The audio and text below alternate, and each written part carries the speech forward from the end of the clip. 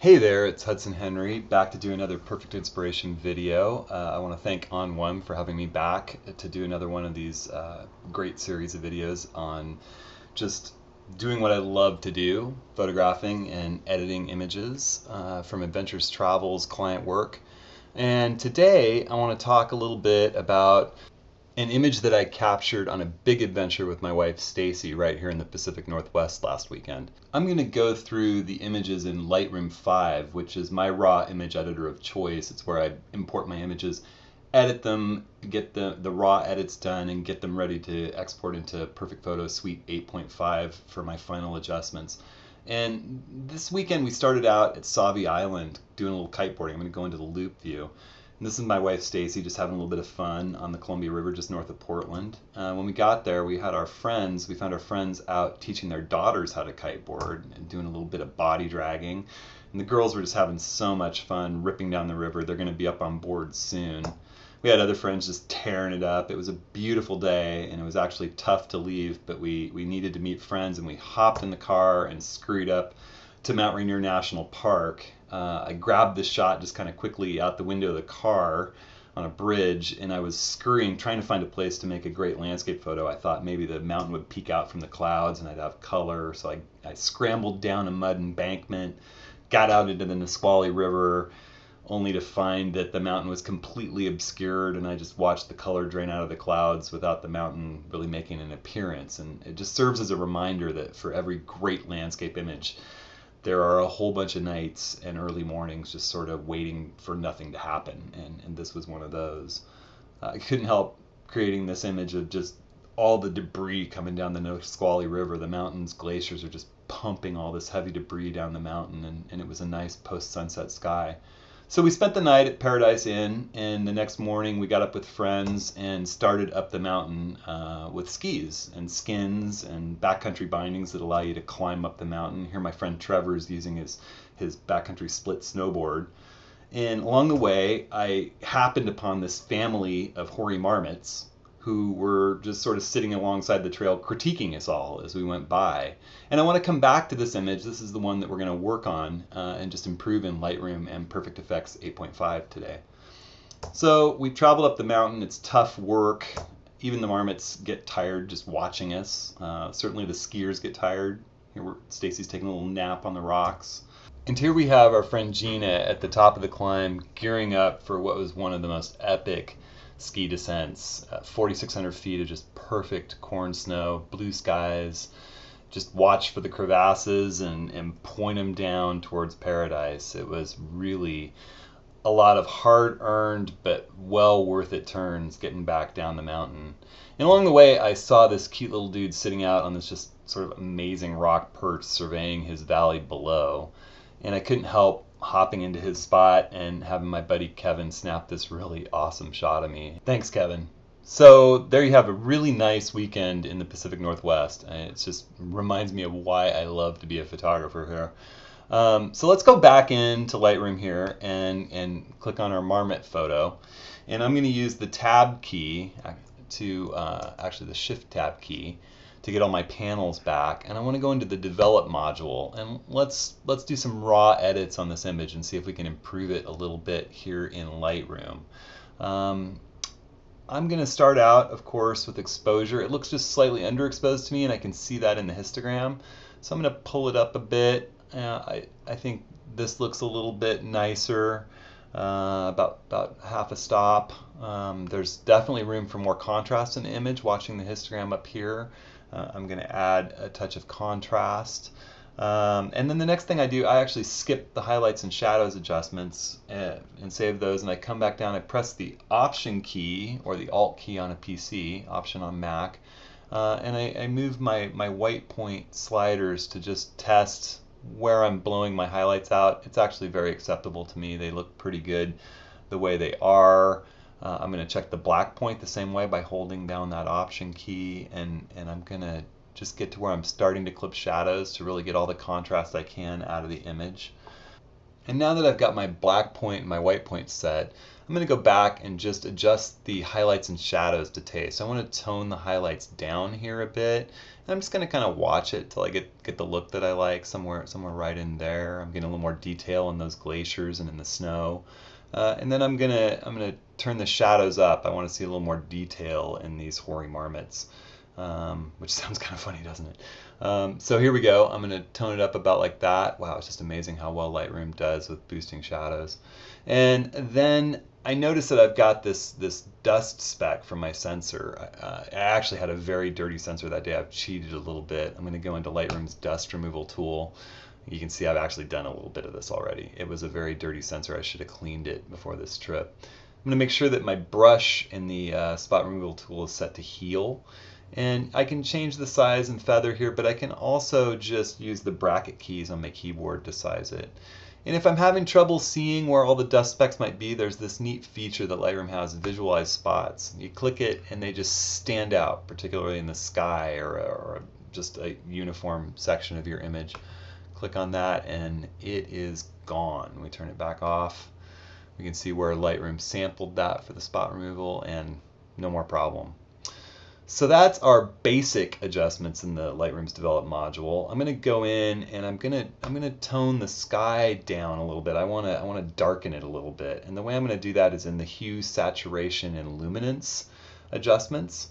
I'm going to go into the luminance section and click on this little bullseye, which is a targeted adjustment tool. And I'm just going to hover over the sky, click and drag my mouse or my trackpad down to just darken that sky a little bit. It's just darkening the blues, the color that I'm hovering over. Yeah, I really like that. That's just a little bit of an improvement. And then the final thing that I would do on this image is some detail adjustments in Lightroom, which I've actually already done. I've gone through and done a little bit of sharpening, and that's, again, a little bit broader topic that I'm not going to go to in a perfect inspiration video. But, you know, I've just worked to sharpen up this little guy a little bit because our digital sensors tend to dull the images, and if we've got anti-aliasing filters, it does it a little bit more, as most cameras do.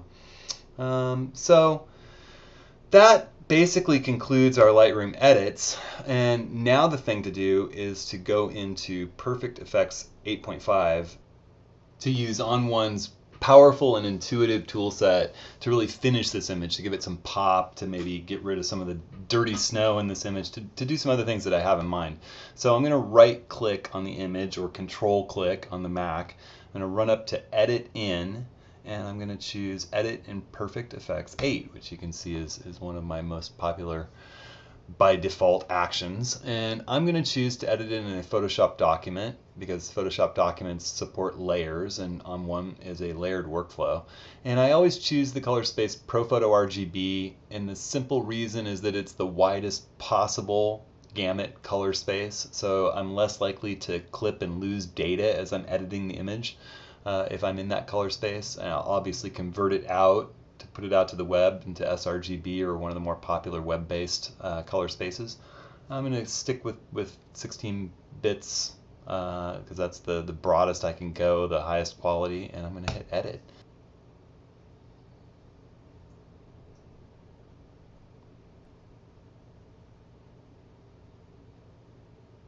So now we have our new PSD file in ON1's Perfect Photo Suite 8.5 in the Perfect Effects module. And we have an empty layer on our filter stack.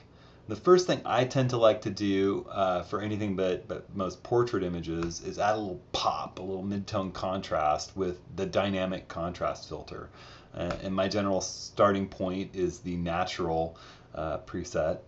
And one of the things that I just love about ON1's dynamic contrast filter is the ability, I'm going to close down these blending options here, the ability to manipulate exactly where the effect is taking place in my image. So here I've got all this fine detail in the marmot's fur. If I draw this slider up, it'll just make them look like bristly porcupines. I mean, that's way too much. But I do want to add a little local contrast in their fur, just make them pop a little bit.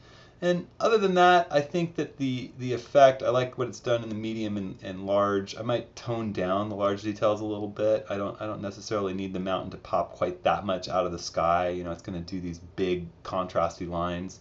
So in this case, I'm toning that down a little bit. I think otherwise, it's just made a really nice change in the image. I'm going to add another layer now to the filter stack. And the next thing that I want to do is add a little bit of an adjustment brush, a lightening effect, to make the marmot's eyes pop out a little bit. They're a little bit shadowed to me. And by using an adjustment brush, what it does is it puts a black mask over the layer. It lightens the layer, but then puts a mask over it, and you use your masking brush to paint the effect in. I'm going to turn my opacity down just a little bit, maybe 75%, let's say. I'm just going to start, I'm going to use the bracketing keys, just like I did in Lightroom for the spot healing tool. And I'm just going to kind of paint a little bit of the effect back into the marmot's eyes. Just want their little eyes to stand out a little bit. And you can see how it's applying that on my layer mask on the filter stack. And here we've got Junior's eye sort of popping out a little bit. And then I can actually adjust how much this effect is working. Right now the default is set at 70, but I can make it brighter or darker, and you can see how that affects. I liked it at about 70. I think right in there is about just what I was looking for. And you can see it's small, but it makes a dramatic difference. We're able to identify with something more if we can really see its eyes better. I'm not sure I want the effect on this marmot's nose, on the Papa Marmot's nose, so I'm going to switch to paint out. I'm going to reduce my brush a little bit, and I'm just going to paint that effect back out of his nose a little bit. There we go. So now, see, the effect is really just hitting the eyes. So the next thing I want to do is I want to play with the sky just a little bit, just see how it goes with a little color enhancer filter. So I've added with the plus symbol another filter on the stack. It's a blank layer right now. And I want to scroll through my color enhancers to darken sky. And that's going to really affect the blues in the image. And it's subtle, but I really like this effect. And it's making the little bit of cloud that's in the atmosphere stand out just a bit more. It's giving some more contrast in the sky. And I really like the effect. So we're going to keep that one. And the next effect that I want to do is going to be using a filter. This is an interesting little technique that I've been kind of thinking about with looking at this image. I don't like the way that the snow is so dirty around the marmot's little den. And so I'm going to add another filter layer to my filter stack. And I'm going to go into black and white. And I'm going to choose just none. I don't want to have any effect. I just want to turn the image black and white. And now we have white snow. We have white snow with shades of gray. We've gotten rid of that brown effect. But at the same time, we've gotten rid of all the color in our image, which isn't really my intention. But the On1's Perfect Effects 8.5 has this amazing ability to use masks to target exactly where the effect is taking place in the image. So in this case, I'm going to go in, choose from my mask menu, Invert Mask. And that's going to apply a black mask over the entire image. Now I'm going to grab my mask brush and I'm going to paint the effect in with a perfect brush. The perfect brush will only affect tones that I put the crosshairs over. If I start painting right now, I'll turn the marmot black and white, but not the rest of the image if I don't go outside the bounds. Now I don't want to do that, so I'm going to go up to Edit, Undo. What I want to paint is the snow without the marmots. So I'm going to go up here, I'm going to hit that section of snow that's got some brown in it, but not the marmot. I'm going to cross over here, I'm going to scroll down into here. I'm just going to start painting this snow into black and white. Here I can increase my brush size with the bracket keys. I'm just going to paint the dirt right out of the snow. We want it to be grayscale. We don't want to get little Junior's face, so we're just not going to put our crosshair over him. We don't really want to get up into the blue of the glaciers on the mountain. I'm going to let off the brush and skip over Mom and just paint in between her and Pop. And then over here behind Mr. Marmot's backside, And look at that. We now have a beautiful white snowy background. And I think the finishing touch for this image is going to be a little bit of a vignette. So I'm going to add one more filter to the stack. I'm going to go in here and I'm going to choose, I tend to like subtle and big softy as my presets for this filter. And it's interesting now, it thinks that the image is black and white. I've noticed this is a little quirk. Works just fine, but it doesn't realize I've put a black mask over a lot of the image in color. But you can still see it applied the mask perfectly. Now, it's really dark in the sky, it's dark in the foreground, it's really drawn our attentions to the marmots. I think it's a little excessive at -100, so I'm going to back off of that a little bit in my filter options. I'm going to tone it down just a touch. Yeah, right about in, well, maybe a little more. Like 60 seems about right. I like that look. Now, one problem though is that it's really taking Junior and darkening his nose a little bit. I don't know why I'm calling this little marmot Junior, but somehow that has become his name because he's the little guy. So I'm going to, once again, use my perfect masking brush, and I'm going to just paint the effect out of just his face. I'm not going to cross over to the snow. I just want to get the vignette off of the little marmot's face. And there we go. So let's have a look at what this image looked like before. Our Lightroom edits were not bad at all. But by just spending a few minutes applying some intuitive filters in Perfect Effects 8.5, I've really made this image stand out. I would be really excited about printing this big now. So I'm just gonna click apply. It's gonna apply this effect to my Photoshop document and bring it right back into Lightroom. So here we are back in Lightroom with our finished image, and I want to use its survey view to just compare the initial camera image straight raw from the camera to the Lightroom edits that we made, which are pretty great. It's a dramatic improvement to exactly what's possible with just a little bit of time using ON1's Perfect Effects 8.5's intuitive filters to really just make the image pop, to make it stand out. I want to thank ON1 for letting me showcase what I love to do, to talk about what inspires me about photography and photo editing. And I'd invite anyone who wants to learn more about what I do and maybe take a workshop or just get in touch with me with questions about what I've been talking about here to hop on over to my website at hudsonhenry.com. Thanks so much. Hope you had a good time.